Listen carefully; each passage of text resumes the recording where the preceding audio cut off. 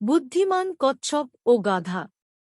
একদিন এক গাধা এক জঙ্গলে হাঁটছিল। হঠাৎ সে একটা কুয়োর মধ্যে পড়ে গেল।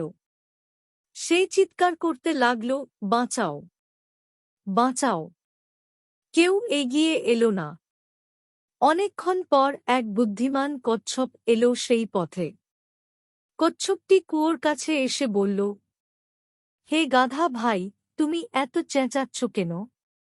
গাধা বলল, আমি পড়ে গেছি, আমাকে উদ্ধার করো। আমি আর এমন ভুল করব না। কচ্ছপ চিন্তা করল, এটা ভালো সুযোগ একটা শিক্ষা দেওয়ার।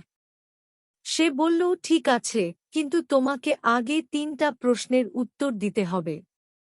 উত্তর দিলে আমি তোমাকে সাহায্য করব। গাধা রাজি হল।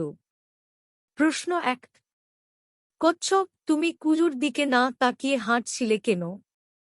গাধা, আমি মোবাইলে গান শুনছিলাম।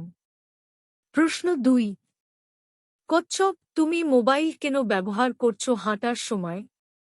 গাধা, বিরক্ত লাগছিল, তাই। প্রশ্ন ৩, কচ্ছপ, তুমি কি শিখলে এই ঘটনার থেকে? গাধা, হাঁটার সময় মনোযোগী থাকতে হবে এবং মোবাইল ব্যবহার করা বিপজ্জনক।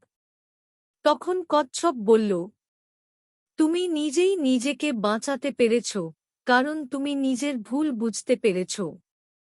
তারপর সে পাশের গাছ থেকে লতা এনে গাধাকে টেনে তুলল।